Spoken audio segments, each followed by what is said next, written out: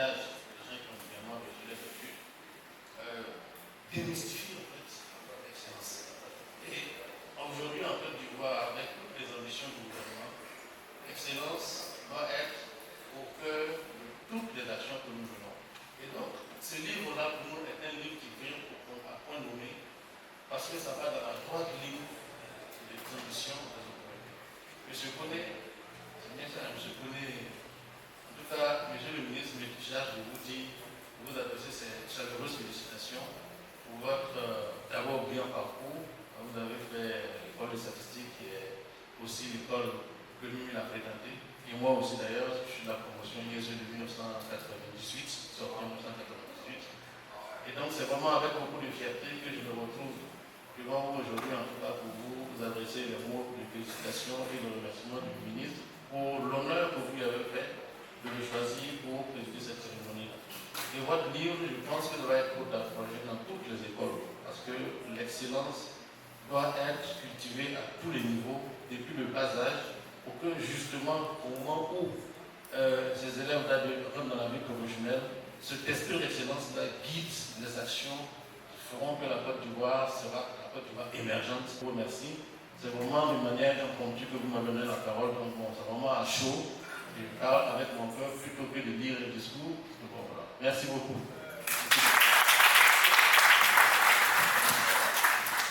Beau livre, il est enseignant, il est chercheur, il est docteur, il a appris de son long parcours et il compile tous ses conseils, toutes ses astuces dans un magnifique livre, L'excellence n'est pas un mythe. Donc on va vraiment découvrir les coulisses et avoir des anecdotes également, si possible, de son parcours pendant un petit face-à-face. Donc je vous prie d'accueillir sous un tonnerre d'applaudissements M. Franck Sacconi.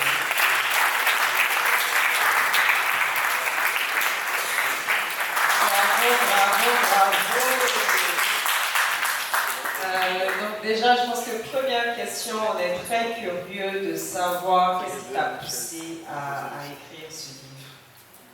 Alors, donc, merci beaucoup pour tout le privilège et ces belles paroles depuis le représentant du ministre. C'est un véritable honneur pour nous de vous avoir, en plus d'être un aîné.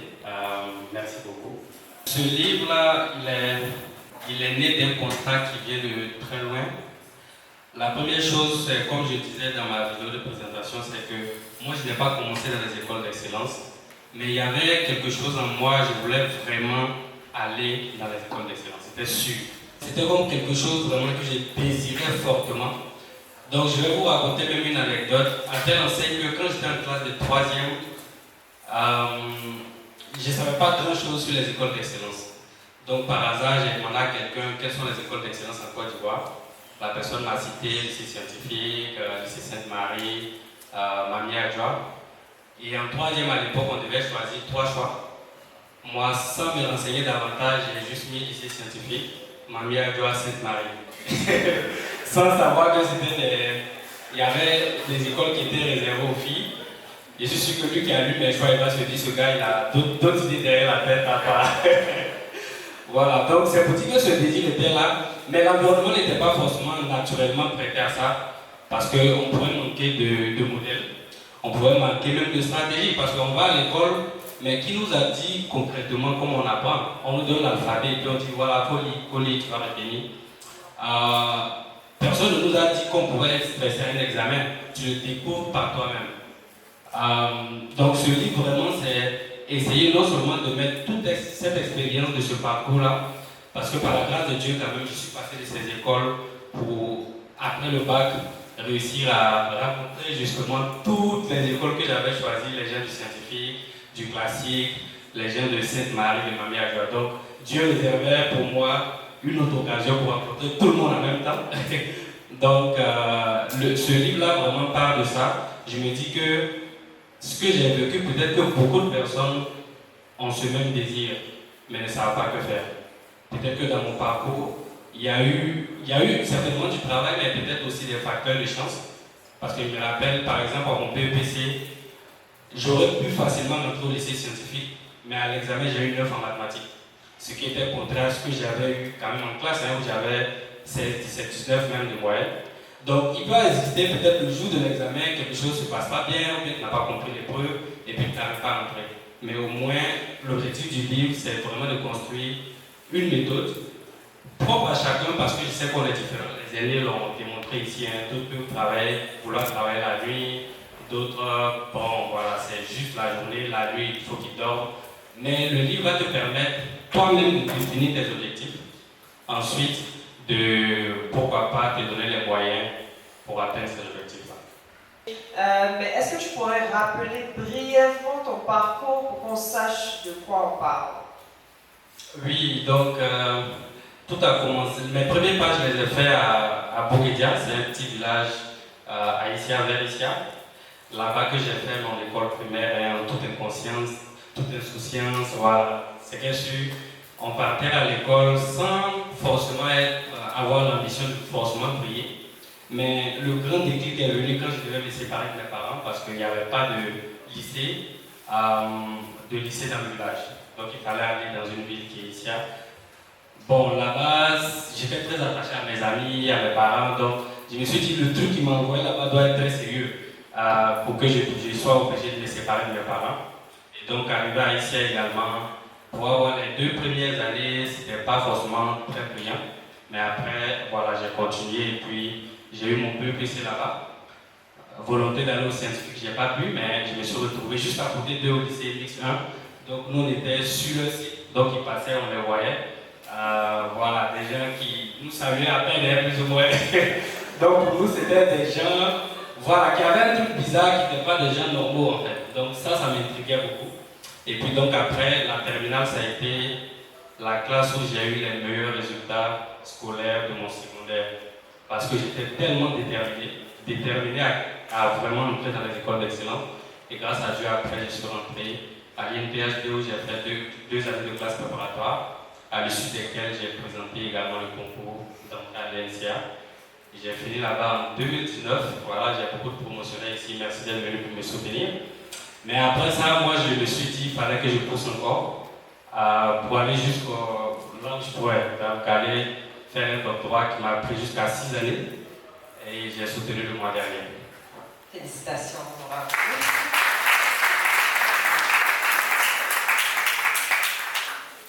Alors, pour revenir au livre, le titre du livre est très affirmatif. Tu n'es pas en train de dire l'excellence est ce mythe. L'excellence, tu n'es pas en train de poser de questions, tu es en train de vraiment dire ce n'est pas un mythe. Quand est-ce que tu as eu le déclic de cette affirmation? Bon, j'essaie de me situer à partir du moment où je suis entré dans les écoles d'excellence et j'ai pu tenir. Parce que entrer et tenir, c'était 2 choses différentes. Donc quand on est entré, voilà, on était quand même assez intimidés, nous qui venons des écoles. À l'époque, on appelle les écoles boutiques. Quand on te voit, on te dit tu viens de quel marché en griffe. Bon, c'est juste une façon de challenger les gens pour leur dire qu'on ne reconnaît pas ton école comme une école d'excellence, tout ça. Donc tenir était le premier défi. Parce que c'était pour moi l'opportunité de rencontrer les meilleurs de la Côte d'Ivoire quand même, qui viennent de toutes les bonnes écoles en Côte d'Ivoire. Donc quand j'ai fini les classes préparatoires, je me suis dit ok, on dirait que ça peut aller. Je suis en train de me rapprocher de mon but. Donc venir à l'NCA aussi, le défi c'était pour moi de rencontrer des gens qui viennent pas seulement de la Côte d'Ivoire, mais cette fois d'Afrique. Parce que c'est des gens qui viennent de toute la sous-région, du Cameroun, de partout. Je me dis ok, peut-être que Côte d'Ivoire, je peux parler un peu. Allons voir au niveau de l'Afrique pour rencontrer aussi des gens brillants, comment est-ce que je peux m'en sortir. Grâce à Dieu aussi, je suis très bien en sorti. À l'Université de Montréal, je partais maintenant à la conquête du monde. Voilà, c'est un peu comme ça que les choses se sont passées. C'est vraiment graduel jusqu'au moment où tu as commencé à écrire le livre. Est-ce que tu peux nous dire quand est-ce que tu as commencé à écrire le livre? J'ai commencé pendant la Covid avec le confinement. Bon, l'idée était déjà là, mais avec le confinement, parfois la nuit de mes devoirs compliqués au doctorat, je me suis dit, bon, pour passer le temps, je vais commencer à écrire maintenant.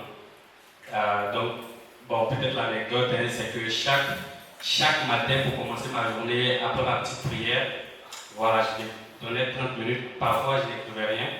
Parfois, j'écrivais beaucoup aussi. Je pense qu'au bout de 2 ans, j'avais déjà quand même le squelette du livre. Mais je n'étais pas encore satisfait du livre. J'ai lancé une enquête auprès de personnes brillantes, certains sont ici. Après, j'ai approfondi avec d'autres recherches. J'ai fait des livres par énormément de personnes. Serge, mon ami, il a lu 3 fois le livre pour que moi-même j'ai la conviction que, puisque lui, l'enseignant, il est au contact des élèves à tout le temps, il m'a aussi convaincu qu'il faut le sortir parce que l'écrit c'est une chose, le sortir c'est autre chose. Je suis quelqu'un de très réservé. Dit que l'excellence est un mythe, c'est peut-être très audacieux de le dire. Donc le sortir n'a pas été évident pour moi. Il m'a fallu du temps d'accepter que ce que j'ai écrit avait de la valeur avant de le faire sortir. Très bien, merci. Une chose que j'ai beaucoup aimé dans le livre, c'est que tu parles de tous les aspects de la vie d'un étudiant. La plupart du temps, quand on parle de la vie académique, on a tendance à se restreindre à la vie scolaire, à l'école, qu'est-ce que tu es censé faire à l'école, mais toi tu inclus vraiment tous les aspects, donc les activités extrascolaires, la vie en parallèle, les relations amoureuses, etc. Pourquoi c'était important pour toi d'inclure tous ces aspects dans le livre? Bon, justement pour que les gens sachent que c'est pas un mythe, justement. Parce qu'on vit toutes ces choses, on vit le stress, on vit les conflits parfois avec les enseignants, on vit les conflits avec les amis, dans les groupes. Voilà, on vit aussi les relations amoureuses. Donc déjà, il faut que quelqu'un qui lit le livre se dise que ce qui est en train d'être dit, c'est mon quotidien d'abord que je vis. Mais comment à partir de ce quotidien, je peux me frayer un chemin pour exceller, pour briller. Donc pour moi, aborder tous les aspects, c'était aussi une façon de dire que c'était pas vite. Et puis parce que déjà, tout le monde n'a pas les mêmes bases, tout le monde n'a pas les mêmes conditions de vie. Il y a d'autres qui peuvent profiter d'enseignants qui les accompagnent à la maison, en plus du cours, mais d'autres sont vraiment limités dans les moyens. Donc l'idée pour moi, c'est que chacun, en fonction de tes moyens, tu te définisses tes propres objectifs. Une fois que tu t'es défini tes objectifs, en tout cas le livre va t'aider à challenger ces objectifs, à te poser des questions. Si tes objectifs sont vraiment bons, parce qu'un mauvais objectif, c'est déjà un très mauvais départ. Et puis ensuite, c'est toi-même qui vas trouver les réponses. Voilà, le livre va te donner des exemples, il va t'accompagner de façon concrète, mais il faut que toi-même d'abord tu apprennes à te connaître. On n'a pas la même façon de réagir face aux événements de stress. Il y a l'aîné qui disait qu'en prépa, lui n'était jamais stressé. Donc quand on parle des choses compliquées, lui ça ne dit rien, mais peut-être nous autres et d'autres personnes, on était un peu stressés au début, mais il faut pouvoir dépasser ce niveau. Donc il faut apprendre à se connaître et ensuite définir ta stratégie. C'est pourquoi j'ai abordé un peu tous les aspects. Donc, ces conseils sont le fruit de tes expériences. D'autres choses, comment est-ce que tu as pu compiler tout ça? Parce que je me dis que ce n'est pas que toi, il y a eu des études, il y a eu des apports externes. Donc est-ce que tu peux nous en parler? Oui, effectivement. C'est sûr que c'est des choses que moi-même je vis, hein. Mais ça serait bizarre que ce soit juste mon expérience. D'ailleurs, quand il a rencontré le ministre, c'est l'une des questions qu'il m'a posées. Il m'a dit, mais pourquoi toi, un individu, tu penses que juste ton expérience, ça peut suffire à couvrir la vie des autres aussi? Et justement, je lui ai dit non, c'est pas seulement mon expérience. Déjà, c'est vrai que mon échantillon n'est pas très grand, mais j'ai vraiment échangé avec des gens qui viennent, qui ont étudié un peu partout dans le monde, en Europe, en Amérique du Nord, en Côte d'Ivoire, partout, que j'ai collecté. J'ai été enseignant aussi, donc dans mon enseignement, il y a des étudiants qui viennent avec des problèmes d'apprentissage. Très généralement, c'était une nouvelle pour moi d'essayer de les pousser à adopter quelques stratégies que j'ai mises dans le livre. Et puis, peut-être au premier semestre, ça ne marchait pas, mais au bout du deuxième semestre, les gens s'en sortaient. Donc, j'ai mis mon expérience, j'ai mis l'expérience de personnes brillantes, j'ai mis mon expérience en tant qu'enseignant, j'ai aussi mis des recherches scientifiques parce que le sommeil comme ça, c'est un terme qui peut être très technique. La gestion du stress, c'est un terme aussi très technique. Donc, qu'est-ce que les recherches scientifiques disent? Donc, j'ai vraiment combiné tout ça pour que ça puisse ressembler au maximum à l'étude du moyen. Voilà. Parce qu'effectivement, je pense qu'il y a des génies vraiment qui n'ont pas besoin de forcer, qui sont naturellement doués pour certaines choses. Mais l'objectif, c'est d'écrire un livre qui peut permettre à l'individu moyen d'accomplir des choses exceptionnelles. Peut-être pour terminer, je veux dire que pour ceux qui ont déjà lu le livre, vous allez voir qu'à la fin, je tiens beaucoup au retour du lecteur parce que j'ai été diligent dans ma démarche, mais peut-être que j'ai raté des choses. Donc, si vous me faites votre retour aussi, on pourra l'améliorer dans les prochaines éditions. Merci beaucoup. Et je posais cette question parce que vraiment dans le livre, on remarque qu'il y a différents profils d'étudiants. Tu parles de différents profils, de celui qui se lève tôt, de celui qui apprend vite, de celui qui met du temps à apprendre mais qui retient. Donc c'est vraiment plutôt complet en fait. Donc merci beaucoup. On sait aussi que l'écriture est un chemin. Souvent on a une idée de départ, mais à la fin c'est pas exactement ce à quoi on s'attendait. On découvre également quand on écrit. Donc toi, dans ce processus d'écriture, qu'est-ce que tu as appris sur l'excellence que tu ne savais pas? Est-ce que c'est le processus seulement d'écriture, mais en fait, j'ai remarqué que tout le monde est amoureux de l'excellence quasiment. Le seul problème, c'est qu'il y a certains qui n'arrivent pas à atteindre, et d'autres se découragent en chemin. Tu vois, donc, parce que écrire ce livre, quand j'ai fini par exemple, les amis proches de moi, chacun avait une petite idée d'un livre qu'il a depuis 10 ans, mais qu'il n'arrive pas à accomplir. Donc j'ai lui dit, en fait, voici comment moi j'ai procédé, voici la démarche. Donc par exemple, pour écrire le livre, c'est vraiment beaucoup de discipline, parce qu'il y a 1001 raisons pour ne pas avoir le temps d'écrire. Mais juste 30 minutes par jour, pendant 1 an, si le thème te passionne, c'est sûr que tu vas sortir ton bouquin. Bon, si c'est là-bas, c'est autre chose, mais tu vas sortir un bouquin. Donc ça m'a appris que, voilà, avec juste peu, les 30 minutes, parfois je m'assois, il n'y a aucune inspiration, mais je m'impose qu'il faut que les 30 minutes finissent. Parfois aussi je veux déborder, mais je me force à ne pas déborder pour respecter le reste de mon programme de la journée. Donc c'est juste que ça m'a appris que les petites choses peuvent permettre d'accomplir quelque chose de grand. J'espère que le livre sera grand. Les représentants des ministères ont sorti des mots du style qu'ils soient dans la bibliothèque, partout. J'espère que ça sera une réalité. Justement, quel est l'impact que tu aimerais, l'impact idéal que tu aimerais que le livre ait dans la vie des gens et dans la société ivoirienne en général? Oui, donc j'ai discuté avec l'un de mes amis qui est un grand frère pour moi. Lui, à chaque fois que je lui donne une idée, il m'envoie une idée 2 fois plus ambitieuse. Déjà, le premier impact, c'est que le livre soit utile, au-delà d'un titre lourd là, qui peut être audacieux, qu'après que les gens aient lu, il y ait de véritables témoignages à moyen et long terme. Voilà. Donc, qu'on voit la transformation vraiment dans la vie des gens, de certaines personnes. Je pense que ça sera ça le plus grand accomplissement. Je pense que ça n'a pas de prix par exemple. Maintenant, comme il le disait, on va ouvrir une bouteille de champagne pour dire qu'on a réussi. C'est quand on verra par exemple que le programme est recommandé dans les programmes scolaires en Côte d'Ivoire. C'est peut-être très ambitieux, mais c'est là que nous on va se dire que en fait ce qu'on a écrit a été utile. Bon, ça sera une façon d'extérioriser notre ambition en fait. Ouais.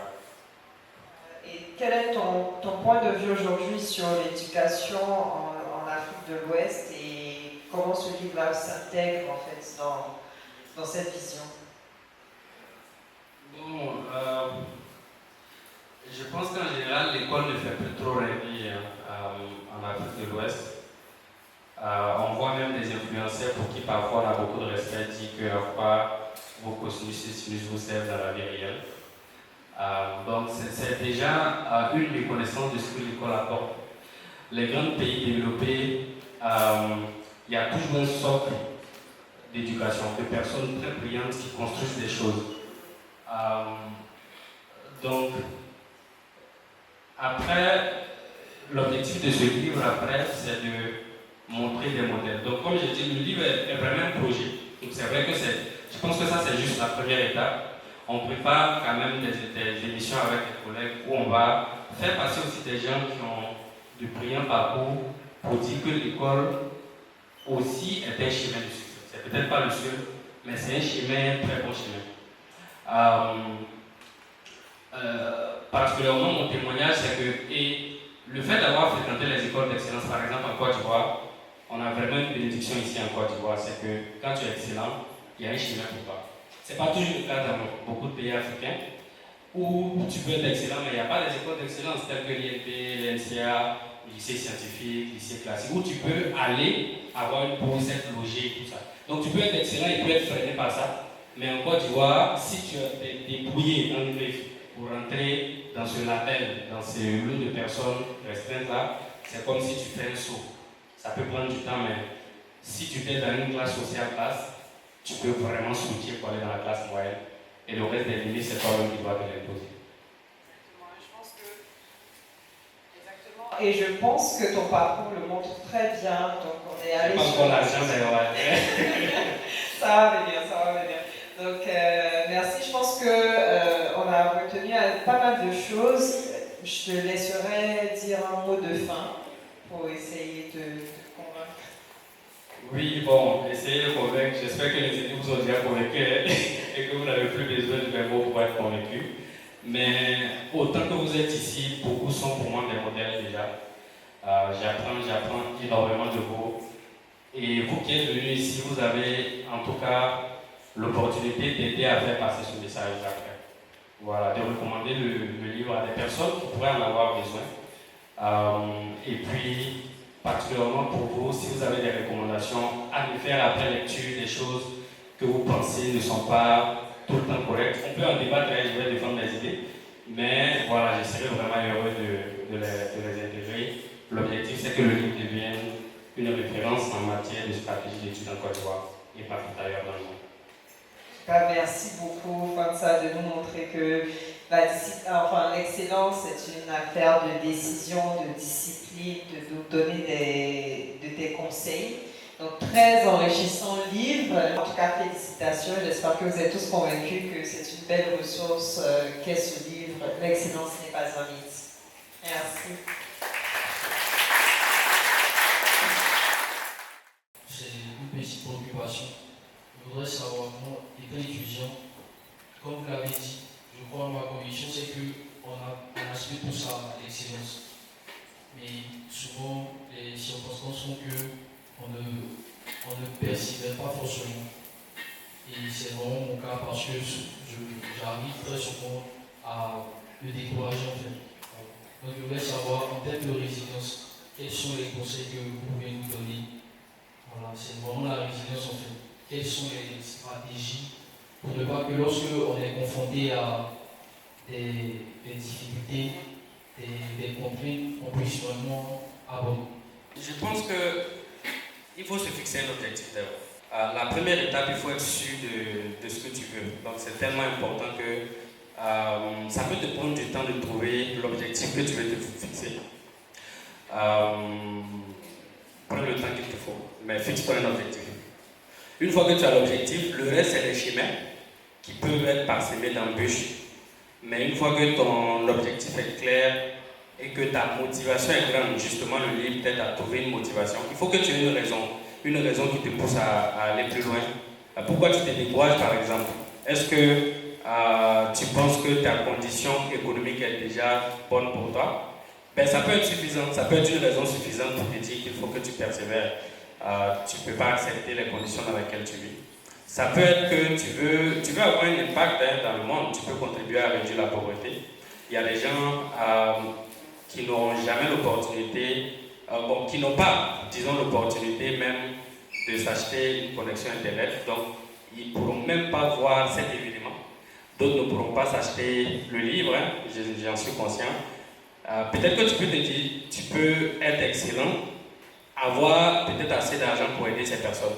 Mais je ne sais pas la raison, quelle est celle qui va te motiver davantage, mais je te dirais deux choses que tu dois retenir. Première, fixe-toi un objectif. Deuxième, trouve-toi une motivation. Merci pour l'opportunité que vous nous donnez de nous exprimer. Je suis Angelo Yohan, Crédit Risk Officer. Et mes propos sont des propos remplis d'émotions. Là, je parle à chaud comme ça, parce que François, l'expert, le PhD, le docteur, j'aime l'appeler, tu connais papier. Voilà, parce qu'on me connaît papier. Et je souhaiterais vraiment me féliciter de vivre devant tout et chacun, parce qu'il contribue énormément à beaucoup.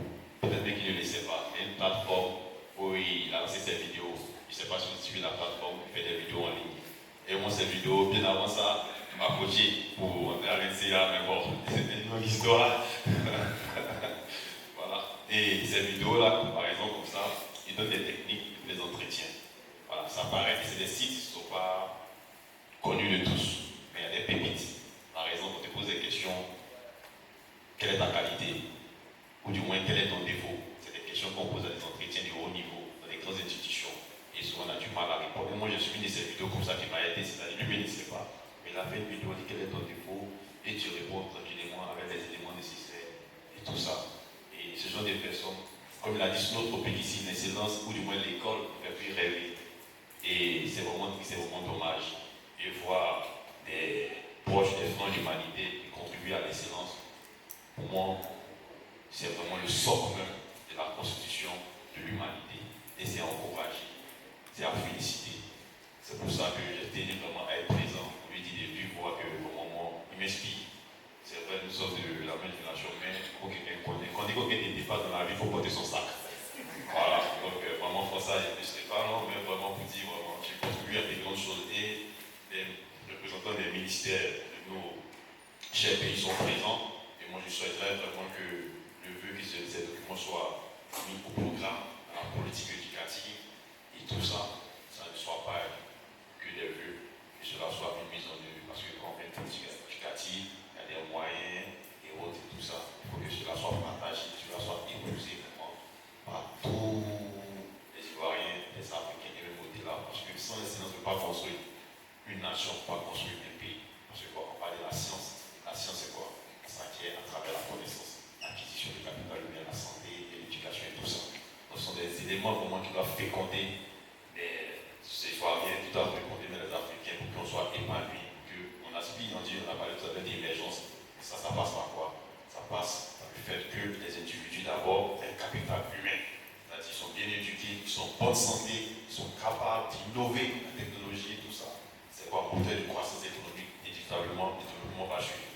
Donc vraiment, je voulais te dire merci pour ce que tu fais et ça explique. J'espère que les Ivoiriens au-delà, on va continuer cette dynamique pour inspirer, pour impacter, pour montrer que l'Afrique n'est pas venue pour accompagner aussi les gens sur cette terre et qu'on a quelque chose à montrer. Vraiment, merci et que le bon Dieu te continue d'inspirer et nous autres, nous sommes avec toi.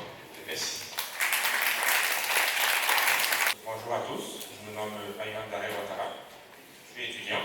Bon, je n'ai pas encore acheté le livre, mais ma question un peu particulière, c'est, on parle souvent de comment atteindre cet objectif. Ma question c'est comment se fixer les objectifs. Avant tout, mais il y a un management, une technique qui est très utilisée pour se fixer des objectifs qu'on appelle l'approche SMART, que j'ai essayé de pousser un peu, que j'appelle l'approche SMART maintenant dans mon livre.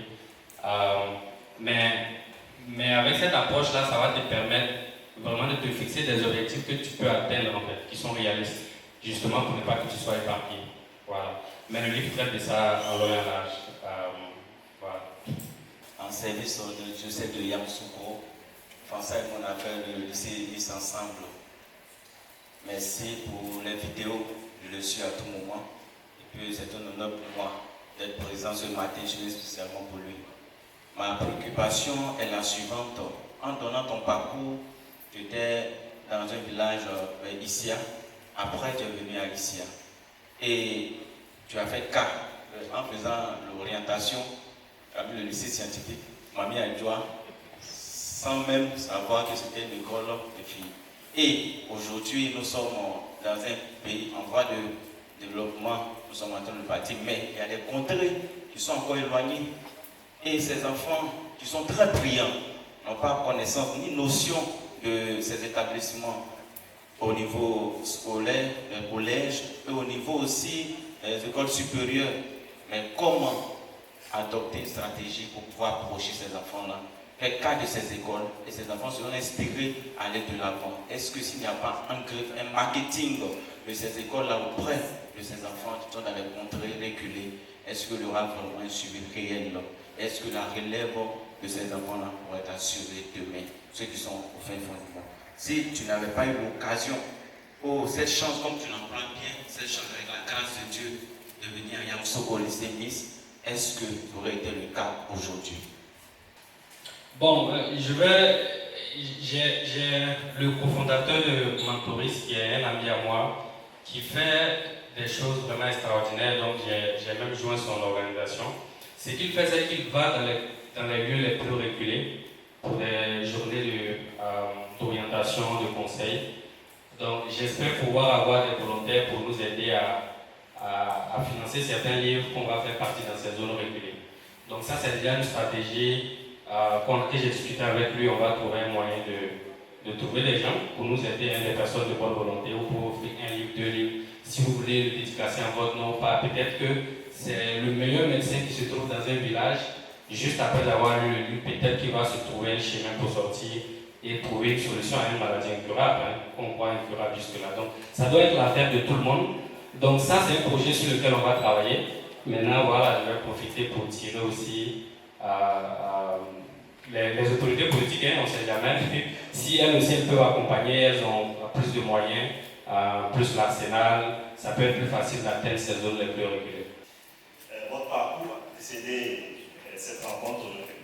Et je tenais à vous féliciter pour ce brillant parcours. Je suis Stéphane Guesson, conseiller en planification et contrôle de projet d'IVA Québec.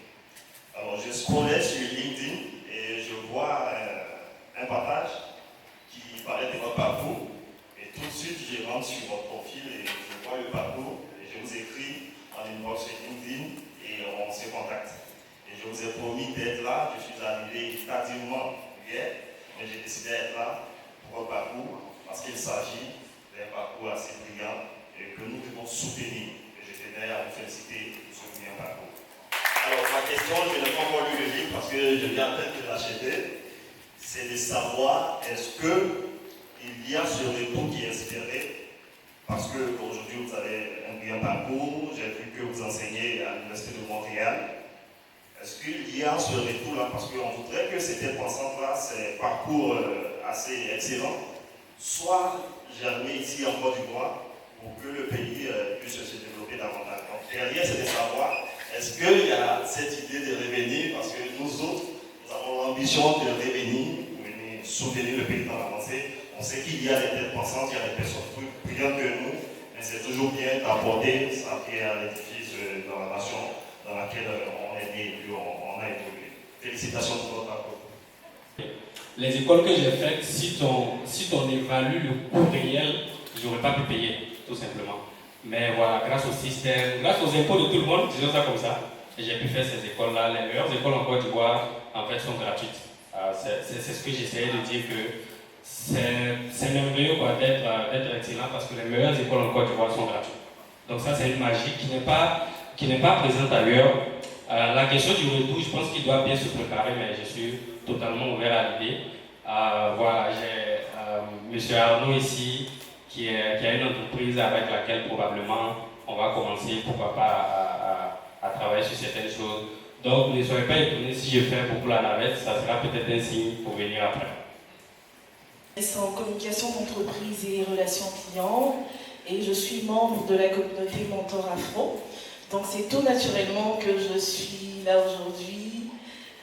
Pour moi, ce ne sera pas une question, ce sera plus un commentaire. Vraiment vous dire merci pour ce partage. Vous l'avez dit, la jeunesse a besoin de repères. Et je n'ai pas envie de dire qu'aujourd'hui, l'excellence est devenue une denrée rare, mais c'est vrai que notre jeunesse a vraiment besoin d'exemples. Et le fait que vous ayez accepté de partager votre expérience, je suis convaincue que ça aidera plus d'un. Donc merci beaucoup et bonne continuation. Merci beaucoup. Pour venir à ma question, j'aimerais d'abord situer la question. Voilà. Nous savons tous que les médias africains ne cessent de faire l'apanage de la médiocrité, avec ces influenceurs, les poches remplies, dénigrant les apports de l'école. Comme vous l'avez cité, c'était disent qu'à quoi vous ont servi les constituteurs de l'UE. Le premier point. Le deuxième point, on sait aussi qu'en Afrique, le grand public n'aime pas lire. Alors ma question est la suivante. Avec tous ces trésors que vous avez mis dans votre livre, comment pensez-vous faire votre livre, je dirais, un film? Comment pensez-vous faire de ce livre, je dirais, un film qui profitera au grand public, qui donnera à à cette jeunesse-là qui est dominée qui est beaucoup attirée par les médias, d'avoir aussi accès à ces trésors au lieu de vivre seulement au jour de la médiocrité qui est publiée sur le net. C'est un peu ça ma question. Pas lire, bon. J'ai eu la question d'une amie qui m'a dit, bon, tu as écouté ton affaire, peut-être que c'est très bon, mais les gens n'aiment pas lire. Mais je pense déjà que le fait que les gens n'aiment pas lire ne devrait pas freiner l'écriture, parce que c'est un problème sérieux. Une des façons les moins coûteuses d'apprendre, c'est à travers la lecture. Sinon, si vous voulez faire du coaching, peut-être que ça sera peut-être 20 000 par personne. Alors qu'écrire un livre qui est 10 000, vous pouvez le lire, le garder, le revenir là-dessus. Mais si vous m'avez pendant 1 heure, c'est fini, quoi, je suis parti. D'accord? Donc le livre, c'est en fait, pour moi, l'un des meilleurs moyens d'apprendre à moins de coût. Donc c'est doit être un travail pour nous tous, pas seulement de moi, parce que j'ai écrit un livre, mais ça doit être un travail où on sensibilise les gens à la lecture. Donc j'espère que tu vas lire entièrement le livre déjà, toi. Ensuite, voilà, l'offrir à des gens qui sont autour de toi. Et puis voilà, côté communication, je ferai avec les moyens que j'ai sur ma petite chaîne YouTube qui fait son petit bonhomme de chemin. Et puis voilà, j'ai offert le livre à pas mal de personnes. Je vais continuer aussi pour que les personnes influentes puissent aussi continuer à parler du livre. Et j'espère que juste par curiosité, on peut attraper quelques personnes. Et puis après, la curiosité va les conduire à découvrir peut-être quelque chose de beau. Tout de suite accepté, en fait. Je ne sais pas s'il y avait le choix parce que quand il est fâché contre moi, mes nourritures sont salées. Je me suis dit, si je n'acceptais pas et qu'il revenait après la dédicace, qu'il n'était pas content, mais il allait très salé. Donc, puis ici, le plus sérieusement, je suis venu volontairement. Je pense que je ne connais pas quelqu'un qui est mieux placé que François pour parler de l'excellence. Et il y a un aspect qui n'a pas vraiment été abordé, dont je voudrais parler. Je pense que c'est clair pour tout le monde que l'excellence n'est pas un mythe. Le panel l'a très bien démontré. Il y a quelques jours, je participais à un débat sur Twitter qui est devenu X maintenant, où on parlait de la mobilité sociale. Donc, est-ce que c'est possible pour les gens de naître dans des conditions défavorisées et d'aspirer, lorsqu'ils grandissent, à changer de classe sociale et à être des gens relativement aisés? Et donc, ma position, c'est évidemment que c'était possible. Et comment on peut le faire, c'est à travers le travail et l'excellence. Moi-même, je suis issu de milieu relativement modeste, j'ai grandi à Conassi. Je ne suis pas d'un village comme ça. C'est un quartier assez modeste et j'ai vu comment le travail et l'excellence m'a permis d'arriver là où je suis. Je continue d'aspirer à l'excellence. Je veux qu'on puisse passer ce message-là avec l'excellence, avec le travail. Même si aujourd'hui, on a des enfants qui viennent de milieux défavorisés, ils peuvent changer leur vie, ils peuvent être dans des classes beaucoup plus élevées lorsqu'ils viennent la vie. Donc, je voulais aussi inciter les gens à s'associer à moi pour faire la promotion de l'excellence. Il y a 2 jours, on a pris un euro et on a discuté avec le chauffeur qui, naturellement, est dans une situation relativement modeste. Il partageait l'expérience de sa fille, sa dernière fille qui est en 3e année de droit.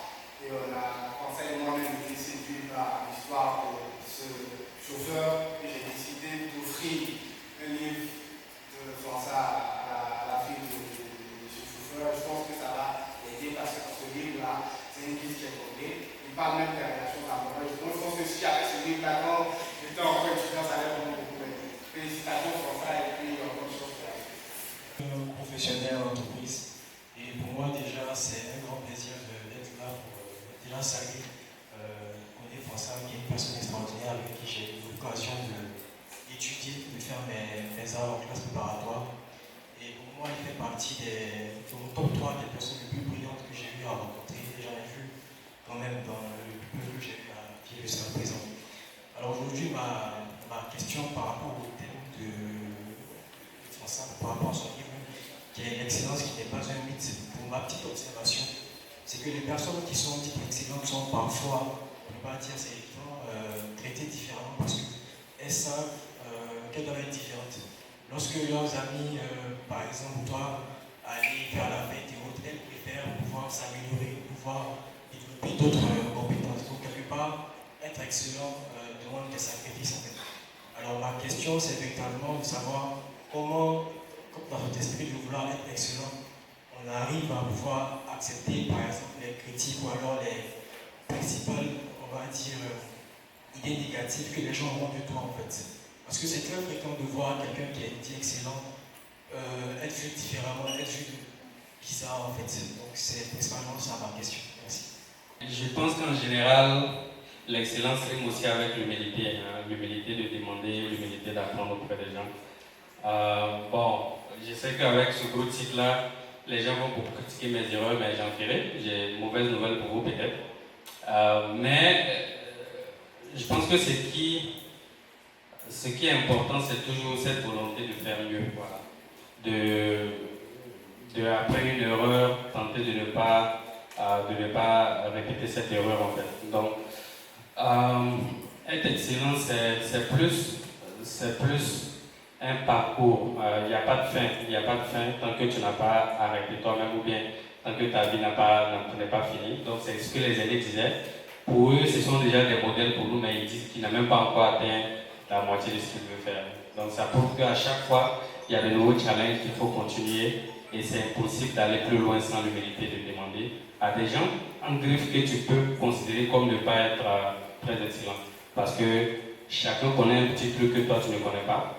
Ben, l'excellence, c'est lui qui part chercher tous ces petits trucs-là et finalement il ressort ça. Donc c'est ce que je peux dire. Et puis merci pour l'honneur, lui-même très brillant d'être parmi nous. Merci. Le livre est très bien écrit, je n'ai pas encore lu totalement, mais bon, je vois qu'il est pas mal écrit. Peut-être l'une des choses à préciser pour moi, c'est commencer par pourquoi l'excellence.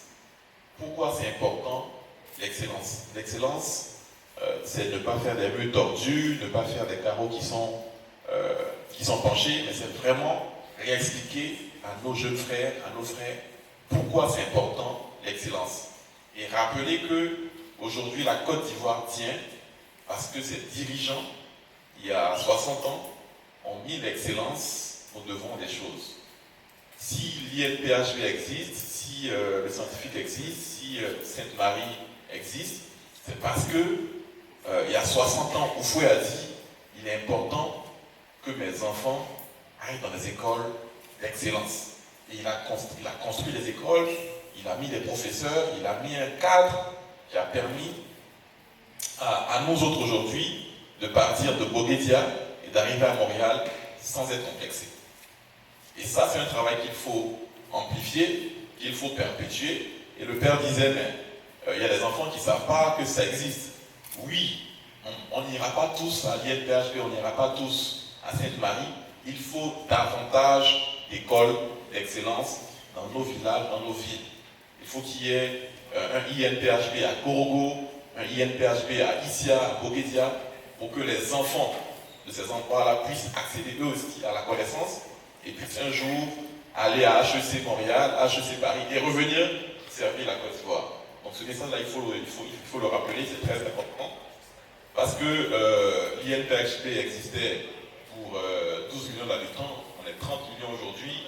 Est-ce qu'on peut tous accéder à l'INPHB? Peut-être pas. Ou à l'ENCA? Peut-être pas. Donc il faut perpétuer cet effort. Donc il faut l'information, mais il faut aussi que nos autorités, elles sont là aujourd'hui, puissent continuer de cultiver, d'amplifier l'excellence pour que d'autres enfants, de Dabakala, de Korogo, puissent eux aussi accéder à la connaissance. Donc voilà le plan que je voulais passer. Et encore une fois, merci pour le travail excellent que tu fais. Pour vos impressions, je pense que nous allons maintenant à la fin de notre événement et c'est bien déjà que Dr François est là. On va lui donner la parole pour qu'il puisse nous donner son mot de fin et puis ses mots de remerciement avant qu'on donne les autres informations.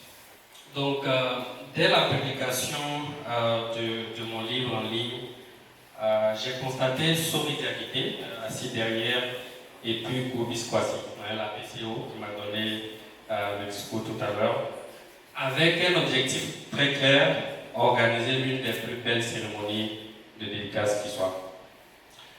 Mais pour cela, il fallait déjà réunir des personnes engagées, prêtes à consacrer un temps vraiment considérable, d'autant plus que notre délai était très limité. Mais malgré des emplois du temps très chargés, le défi était d'autant plus grands que moi-même, je n'étais pas sur place, mais ils ont quand même tout orchestré, quasiment, avant que je ne vienne. Et pourtant, l'équipe s'est construite pièce après pièce, dans un délai record. Certains travaillent déjà, qui sont professionnels, d'autres même sont managers à temps plein. D'autres sont étudiants à temps plein dans un environnement très stressant. Mais eux tous, ils ont fait preuve d'un engagement que moi-même, jusqu'à aujourd'hui, j'ai du mal à me l'expliquer. Nous avons travaillé parfois dans l'incertitude parce que c'est une première pour beaucoup d'entre nous, mais jamais dans le découragement. Et je veux simplement vous aider, vous demander de m'aider à applaudir chaleureusement pour le comité d'organisation.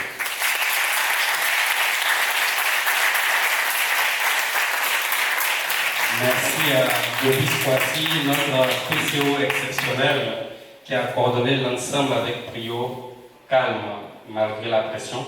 Souli Diakité, le responsable de la mobilisation. Néné Baudelaire, qui a plusieurs casquettes, qui nous a fait un très beau slam tout à l'heure. Cheikh Bané, le magicien des visuels, avec son équipe composée de Loukman et Hamid. Ella Assi, la responsable des ventes. Peut-être que si vous avez commandé votre livre en ligne, vous avez eu l'opportunité d'échanger avec elle. Florence Aboton pour le contact avec les panélistes de feu, notamment l'aîné Wilfried Assi. Lionel Cadio, qui n'était même pas prévu dans l'organisation, mais c'est grâce à lui qu'on a eu la salle. Serge Eric, mon grand frère, qui est venu depuis le Canada. Mohamed Koulibaly aussi, qui m'a accompagné. Bon, enfin, les noms sont tellement nombreux. IS Ensemble, Balé, Christian, Dedou, Diabaté, Fatim, Tendio, Elisabeth, Lazare et Koufouillou. Mais je veux surtout dire merci aux invisibles qui m'avaient soutenu dans vos prières, vos recommandations et vos gestes discrets. Même sans que je le sache, vous avez aidé à rendre sur elle une réalité. On aurait pu quand même faire une cérémonie de dédicace beaucoup plus simple, très modeste, moins coûteuse, mais on a choisi de faire un peu plus grand parce que ce livre est un projet encore. C'est vraiment le début d'une aventure, d'un projet qu'on espère va transformer la vie de beaucoup de personnes et redonner le goût de l'excellence à une très grande majorité. Se procurer ce livre, c'est déjà s'aimer une graine. L'offrir à quelqu'un, c'est transmettre de l'espoir et adopter sa philosophie. C'est comme le disait mon mentor Arnaud, c'est contribuer à bâtir une société rayonnante. Alfonsa, pour ce parcours brillant qu'il a eu. Déjà, depuis l'école primaire en passant par la NCA et aussi au Canada, où il a soutenu brillamment sa thèse. Et félicitations encore pour le partage d'expérience. Parce que ce que nous disons, ce que nous trouvons de bon, il faut qu'on puisse donc partager aux autres, pour qu'ils puissent s'en inspirer, pour qu'ils puissent donc profiter. Et qu'une œuvre, c'est aussi s'engager dans cette voie de l'excellence. Et je ne suis pas étonné que quand ça s'engage dans cette voie de l'excellence, c'est l'œuvre bien étudiant, en tout cas de sa promotion. J'ai pu la voir et c'était toujours aussi un autre plaisir de le rencontrer quand j'ai fait une visite à son université à Montréal, au Canada, où on a retrouvé parce que étaient tous pratiquement diplômés de l'NCA qui faisaient cette thèse. Merci à vous d'être venus aussi de soutenir et j'encourage, ils exhortent vraiment tous ceux qui le peuvent à lire, à voir chaque mot. J'ai parcouru un peu et j'ai vu que c'est profond. Tous les témoignages, tout ce qui est partagé dans ce livre. Félicitations encore une fois. Merci, monsieur le directeur général de l'NCA. J'ai connu François depuis les classes préparatoires. C'est une personne extraordinaire. Et aujourd'hui, être présent aujourd'hui pour le soutenir dans son initiative à travers l'excellence pour moi, qui est bon à encourager, et cela va motiver notamment nos petits frères et nos petites sœurs qui sont encore au lycée, qui sont encore au collège, de faire mieux, d'avoir un parcours vraiment atypique comme celui de Koné François. Donc c'est vraiment le féliciter et puis encourager toutes les personnes à pouvoir acheter le livre. C'est vraiment rempli de secrets, comme il a dit. On a plus ou moins suivi ces différentes vidéos sur YouTube. On a pu voir les différents secrets qui y sont, les différents conseils qui y sont attachés. Et aujourd'hui, à travers cette cérémonie de dédicace, ça lance pour moi, je veux dire, l'occasion pour tout un chacun de pouvoir apprendre à travers son expérience et pouvoir, je veux dire, apprendre tout ce qui est connaissance technique, pouvoir maintenir cet esprit d'excellence, parce que l'excellence ne suffit pas de l'acquérir, il faut savoir aussi la maintenir. Donc je tiens à encourager toutes les personnes qui veulent pouvoir non seulement apprendre les techniques pour développer et maintenir leur excellence, mais aussi pouvoir, je dirais, partager cet esprit d'excellence qui est quelque part un peu en train d'être perdu, de pouvoir se procurer ce livre que j'espère pourra faire des heureux. Merci bien.